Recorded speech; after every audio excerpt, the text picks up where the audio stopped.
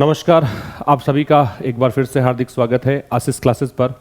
27 सितंबर का ये एडिटोरियल जिसका टाइटल है आइडेंटिटी पैंग्स, इसको हम डिस्कस करेंगे। आप इसका स्क्रीन पीडीएफ प्राप्त कर सकते हैं टेलीग्राम चैनल आशीष क्लासेस से। ठीक है, जो भी मैं यहाँ लिखूंगा वो सब एज इट इज़ आपको पीडीएफ प्राप्त हो जाएगा उस चैनल से। तो यहाँ पे आइडेंटिटी पैंग्स में पैंग्स आपको दे रखा है एक वर्ड, इसका मतलब लिखिएगा आप पेन या सफरिंग। इसे आप पेन भी कह सकते हैं और इसे आप सफरिंग भी कह सकते हैं। आइडेंटिटी जो होता है वो पहचान, अब ये एक्चुअल में आधार कार्ड जो होता है हमारा पहचान पत्र है, उसको लेकर एडिटोरियल लिखा गया है। तो आइडेंटिटी पैंग्स का मतलब है पहचान संबंधी पीड़ा या कष्ट क्या क्या है। ठीक है, उसको हम डिस्कस करेंगे। किस बात को लेकर लिखा गया है? आधार एंड कंसर्न्स, आधार और उसके बारे में जो चिंताएं हैं उसको लेकर ये एडिटोरियल लिखा गया है। A report on global digital IDs, जो भी विश्व भर में डिजिटल आईडीज हैं उन पर एक रिपोर्ट आई है। और वो रिपोर्ट क्या करती है? ये रिपोर्ट यहाँ पे ब्रिंग करती है, लेकर आती है आधार के लिमिटेशंस, आधार की सीमाएं, रिस्क, खतरे, बैक इनटू फोकस, फिर से इसको फोकस में ले आती है।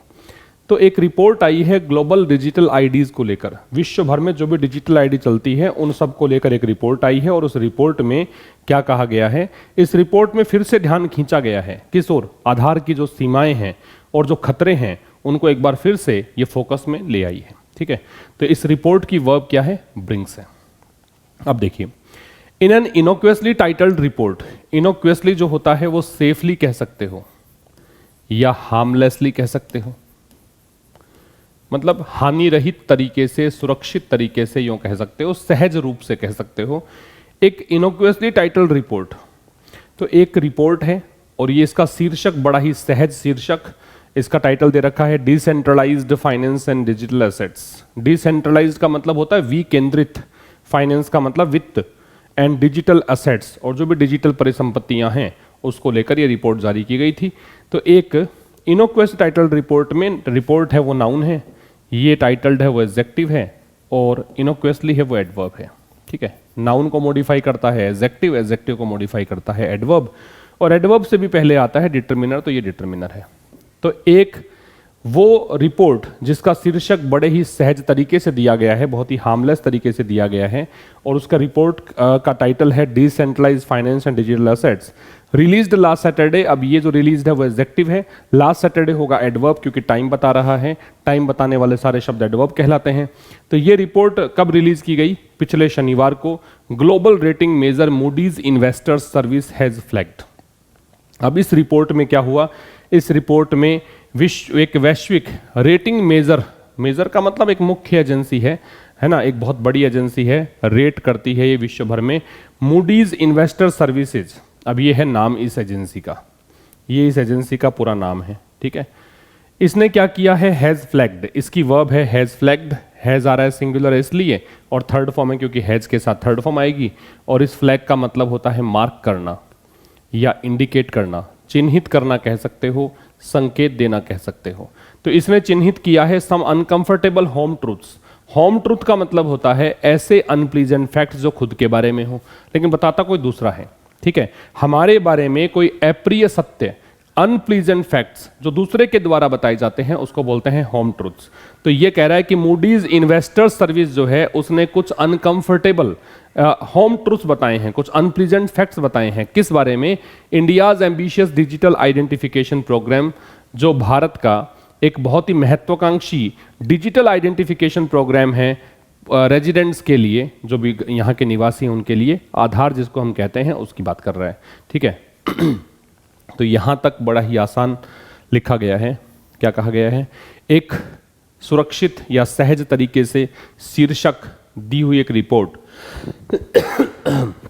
शीर्षक क्या है? शीर्षक है decentralised finance and digital assets, ये शीर्षक है। ये रिपोर्ट कब जारी हुई? पिछले शनिवार को। इस रिपोर्ट में जो मेजर एक मुख्य कंपनी है, रेटिंग एजेंसी है मूडी जिसका नाम है, इसने क्या किया है? चिन्हित किया है कुछ अनकंफर्टेबल होम ट्रूथ्स को।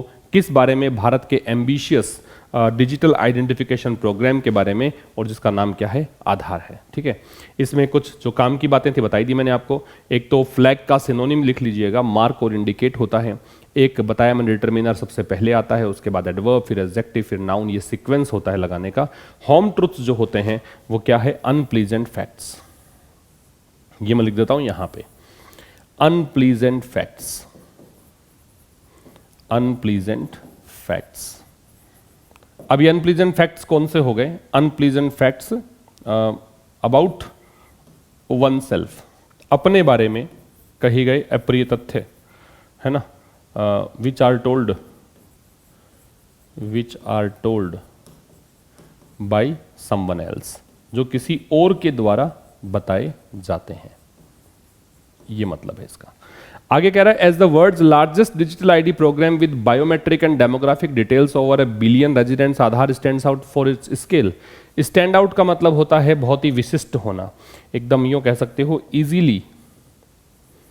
इजीली नोटिसेबल, विशिष्ट होना। स्केल जो है इसका मतलब आप मानो शेप या एक्सटेंट, आकार मान लीजिए, लेवल मान लीजिए, ठीक है। एज द वर्ल्ड्स लार्जेस्ट, अब चूंकि आधार जो है ये विश्व का सबसे बड़ा डिजिटल आईडी प्रोग्राम है, इसमें बायोमेट्रिक और डेमोग्राफिक डिटेल होती है। डेमोग्राफी का मतलब जनसांख्यिकी, किस क्षेत्र में कैसी जनसंख्या रहती है, वो डेमोग्राफी कहलाता है। बायोमेट्रिक है वो पता ही है आपको, बायोमेट्रिक में फिंगरप्रिंट आ गया, आपके आईज की रेटिना आ गई, ये सब चीजें आ गई, ठीक है। तो विश्व के सबसे बड़ा डिजिटल आईडी प्रोग्राम है, इसमें डिटेल्स होती हैं, बायोमेट्रिक और डेमोग्राफिक डिटेल्स होती हैं, ओवर 1 बिलियन रेजिडेंट्स, और कितनों की, 1 बिलियन से ज़्यादा लोगों की डिटेल इसमें है। ओवर का मतलब है से अधिक, इस ओवर ये प्रेपोजिशन है, इसका मतलब है मोर देन। तो ऐसा इस रूप में जो आधार है, आधार की वर्ब होगी स्टैंड्स। अब ये जो है सबसे विशिष्ट है, किस कारण से, अपने इस आकार के कारण कि ये आईडी प्रोग्राम जो है बहुत बड़े जनसंख्या के लिए बनाया गया है। तो विश्व का एज जो है वो इसका मतलब है इस रूप में, एज यहाँ प्रेपोजिशन का काम करेगा, इसका मतलब है इस रूप में। किस रूप में, विश्व के सबसे बड़े डिजिटल आईडी प्रोग्राम के रूप में, जिसमें बायोमेट्रिक और डेमोग्राफिक डिटेल्स है, किसकी, 1 बिलियन से अधिक रेजिडेंट्स की। इस प्रकार से आधार जो है वो अपने स्केल के लिए, अपनी आकार के लिए डिस्टिंग्विश, मतलब एक प्रकार से विशिष्ट है, सबसे अलग है, ठीक है। इसका स्क्रीनशॉट ले सकते हैं आप।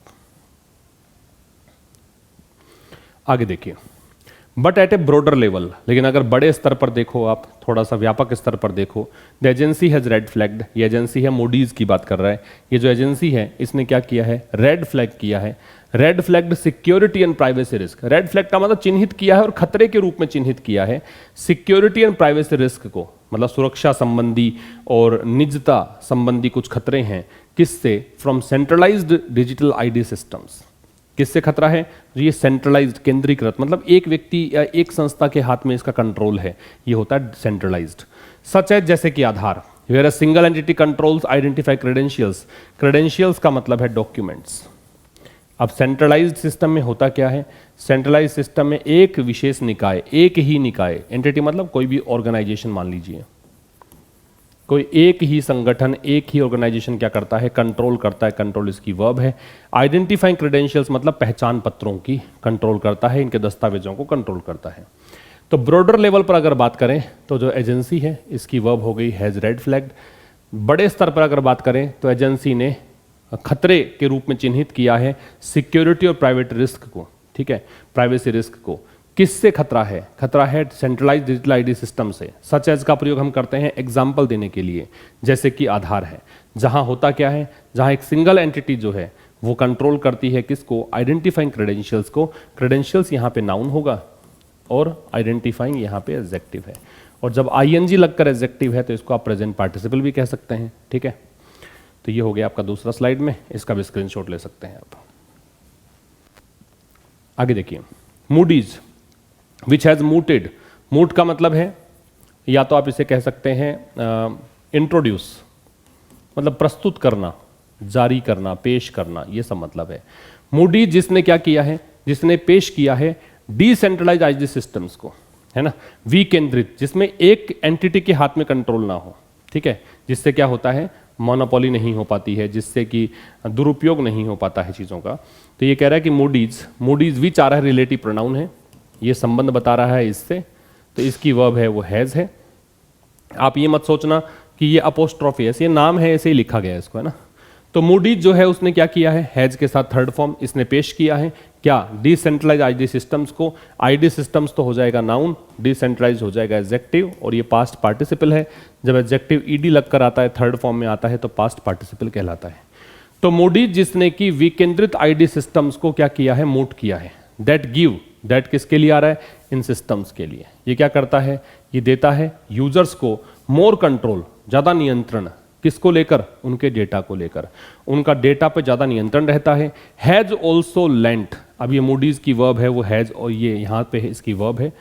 ये मूडीज जो है इसने लेंट वेट, लेंट वेट जो होता है ये एक फ्रेज है, इसका मतलब होता है to make seem something true, किसी चीज को सच साबित करना, सच सिद्ध करना। ठीक है, इसने सच सिद्ध किया है किसको, वरीज को, चिंताओं को। किसके बारे में, एफिकेसी के बारे में। एफिकेसी होता है इफेक्टिवनेस, इफेक्टिवनेस प्रभावशीलता, इफेक्टिवनेस प्रभावशीलता किसकी, आधार के बायोमेट्रिक बेस्ड ऑथेंटिकेशन सिस्टम्स की। आधार आधारित जो बायोमेट्रिक बेस्ड, बायोमेट्रिक आधारित जो ऑथेंटिकेशन, ऑथेंटिकेशन क्या होता है, किसी चीज की वास्तविकता उजागर करने का प्रोसेस। ठीक है, सत्यापित करने का जो प्रणालियां हैं, टू वेरीफाई, सत्यापित करने के लिए, प्रमाणित करने के लिए किसको, आइडेंटिटीज को, पहचान को। फिर समझिए, यहां से यहां तक तो मूडीज के बारे में बताया है। मूडीज जिसने क्या किया है, विकेंद्रित आईडी सिस्टम्स को प्रस्तुत किया है। ये सिस्टम्स क्या करते हैं, ये सिस्टम्स की वर्ब है गिव, जो यूजर्स को देते हैं ज्यादा कंट्रोल, कि वो अपने डेटा पर कंट्रोल रख पाते हैं। ठीक है, अब इस मूडीज ने क्या किया है, इसने यहां पे सच साबित किया है किसको, वरीज को, चिंताओं को। किस बारे में, आधार की जो बायोमेट्रिक बेस्ड ऑथेंटिकेशन सिस्टम्स हैं उनके प्रभावशीलता के बारे में। और प्रभावशीलता किस चीज के लिए चाहिए, आइडेंटिटीज को वेरीफाई करने के लिए। समझ में आ रही बात। तो ये जो बायोमेट्रिक बेस्ड ऑथेंटिकेशन सिस्टम्स है, ये क्या करता है, ये करता है वेरीफाई किसको, आइडेंटिटीज को। वेरीफाई यहाँ पे टू वेरीफाई जो है वो इन्फिनिटिव है, टू के साथ बेस फॉर्म आती है तो वो इन्फिनिटिव, ये बताता है उद्देश्य। ठीक है, और आइडेंटिटीज यहाँ पे हो जाएगा नाउन। ठीक है भाई, the system often results in, result in के बराबर आप लिख सकते हो लीड टू, इसका मतलब होता है परिणित होना, इस रूप में रिजल्ट निकलना। तो ये जो सिस्टम है ये अक्सर इसका रिजल्ट क्या होता है, इस सिस्टम का रिजल्ट ये होता है कि कई बार सर्विस नहीं ले पाता है जो व्यक्ति को कोई सर्विस चाहिए, और इस आधार कार्ड के आधार पर ही अगर सर्विस चाहिए तो वो डिनाई हो जाती है, सर्विस डिनाइल्स हो जाता है उसका। And the reliability of biometric technologies, और साथ में यहाँ पे जो रिलायबिलिटी है, जो निर्भरता है किसकी, जो भरोसा है बायोमेट्रिक टेक्नोलॉजीज का, है ना, उसमें स्पेशली फॉर मैनुअल लेबर्स, विशेष करके किसकी बात कर रहा है, जो श्रमिक हैं, मैनुअल लेबरर्स हैं, जिनको मशीन से काम नहीं करना होता, हाथों से काम करना होता है ना। कहाँ पर, हॉट ह्यूमिड क्लाइमेट्स में, जो गर्म वातावरण में रहते हैं, वहाँ पे प्रॉब्लम आती है कि उनके जो हाथ के जो फिंगरप्रिंट्स वगैरह हैं वो मैच नहीं कर पाते हैं कई बार, क्योंकि वो काम मैनुअल लेबरर्स जो होते हैं, जो मजदूर होते हैं, उनके हाथों के जो ये फिंगरप्रिंट्स हैं वो अब चूंकि कालांतर में जाके चेंज हो जाएंगे, बदल जाएंगे, है ना, इस कारण से ये इनको प्रॉब्लम आती है। इज क्वेश्चनेबल, ये प्रश्न उठाने योग्य बात है, इसने कहा। इट की वर्ब सेड है, क्वेश्चनेबल एडजेक्टिव है, जिन वर्ड्स के एंड में एबल होता है वो सारे शब्द क्या होते हैं, एडजेक्टिव। एक बार फिर समझिए, यहां से स्टार्ट करना है आपको। देखिए मूडी जो है, यहां से देखिए, the system often results in, system की वर्ब है वो रिजल्ट्स है। ऑफन है वो एडवर्ब ऑफ फ्रीक्वेंसी होता है, बारंबारता बताने के लिए आता है, आवर्ती बताने के लिए आता है। ये जो सिस्टम है इसका अक्सर रिजल्ट क्या निकलता है, कौन से सिस्टम की बात कर रहा है, आधार की। आधार है क्या, ये आइडेंटिटीज को वेरीफाई करने का तरीका है और बायोमेट्रिक बेस्ड ऑथेंटिकेशन सिस्टम है। ठीक है, यहाँ पे फिंगरप्रिंट्स वगैरह आपके लिए जाते हैं आधार कार्ड बनाने समय। तो ये सिस्टम है जो अक्सर कई बार क्या होता है, कोई व्यक्ति को सर्विस चाहिए लेकिन आधार कार्ड के एक्सेस करने से ही वो सर्विस मिलेगी, तो वो सर्विस डिनाई हो जाती है, सर्विस डिनाइल्स में। दूसरी बात यहाँ पे जो रिलायबिलिटी है और बायोमेट्रिक टेक्नोलॉजीज, मतलब सर्विस डिनाइल्स हो जाता है। साथ में कई बार जो बायोमेट्रिक टेक्नोलॉजीज हैं, जो भी तकनीक है जिसके माध्यम से बायोमेट्रिक ऑथेंटिकेशन आप लेते हो, है ना, वो उसकी रिलायबिलिटी यहाँ पे उसके शक के दायरे में आ जाती है। अब एक यहाँ तक तो हो गया एक बात, अब यहाँ से शुरू करो। जो रिलायबिलिटी है, भरोसा है किसका, बायोमेट्रिक टेक्नोलॉजीज का, वो भरोसा क्या है, क्वेश्चनेबल है, उस पर भी प्रश्न उठना लाजमी है, उस पर भी क्वेश्चन मार्क लगता है। विशेष करके किसके लिए, विशेष करके मैनुअल लेबरर्स के लिए। कहाँ के लेबरर्स हैं, कहाँ के मजदूर हैं, हॉट ह्यूमिड क्लाइमेट्स के। ये बात इसने कही, किसने कही, मूडीज ने ये बात कही है। इसका स्क्रीनशॉट आप ले सकते हैं। While this observation is of relevance, this observation की वर्ब इज है, this यहां पे डेमोन्स्ट्रेटिव एडजेक्टिव कहलाएगा, ये डेमोन्स्ट्रेटिव एडजेक्टिव है, और ऑब्जर्वेशन जो है वो यहां पे क्या है, नाउन है। तो यद्यपि ये जो ऑब्जर्वेशन है इज ऑफ रेलेवेंस, रेलेवेंस मतलब प्रासंगिक है, ये इससे रिलेटेड है। रेलेवेंट अगर कोई चीज है इसका मतलब वो चीज प्रासंगिक है, उसी के संबंधित है, ठीक है, इलॉजिकल नहीं है मतलब। तो यद्यपि वाइल है वो कंजंक्शन है। वाइल क्या काम करता है, दो क्लोजेस को जोड़ेगा और दोनों क्लोज एक दूसरे का विरोधाभास दर्शाएंगे, विपरीत चीजें दर्शाएंगे। तो यद्यपि ये जो ऑब्जर्वेशन है, मूडीज ने जो कुछ भी ऑब्जर्व किया है, मूडीज ने जो कुछ भी नोटिस किया है, ये प्रासंगिक भी है, ये बिल्कुल उचित है।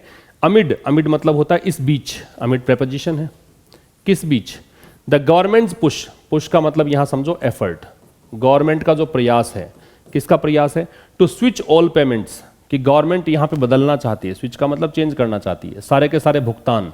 कौन से भुगतान, जो भुगतान किए जाते हैं Mahatma Gandhi national rural employment guarantee act, MG NREGA, इसके तहत किए जाने वाले भुगतान हैं, उनको चेंज करना चाह रही है आधार बेस्ड पेमेंट सिस्टम में। अब गवर्नमेंट का प्रयास क्या है कि एमजी नरेगा का पेमेंट भी आधार के आधार पर ही हम पेमेंट करेंगे। तो कहा कि ये जो लेबरर्स होते हैं, ये मैनुअल लेबरर्स हैं, इनका तो बायोमेट्रिक आइडेंटिटी जो है वो क्वेश्चनेबल रहेगी, क्योंकि आपकी जो टेक्नोलॉजी है ये इतनी भरोसे के लायक नहीं है, क्योंकि उनके हाथों के फिंगरप्रिंट्स जो हैं वो तो आपके हो सकता है मैच ना करें, तो इसलिए वो क्वेश्चनेबल कहा था। तो ये जो ऑब्जर्वेशन है ये बिल्कुल प्रासंगिक है, किसके चलते, इस बीच की गवर्नमेंट का प्रयास है कि एमजी नरेगा के तहत जो पेमेंट किए जाते हैं उसको स्विच किया जाए, कहाँ पे ले जाया जाए, आधार बेस्ड पेमेंट सिस्टम में। याद रखिए स्विच के साथ में टू लगता है, कि आपने इस चीज़ को बदल कर यहाँ पे इसको चेंज करना चाह रहे हैं, इस चीज़ में चेंज करना चाह रहे हैं। इट इकोज, इकोज का मतलब यहाँ लिखिए रिपीट, यह दोहराता है, क्या दोहराता है, द कंसर्न्स, कंसर्न्स का मतलब है चिंताएं।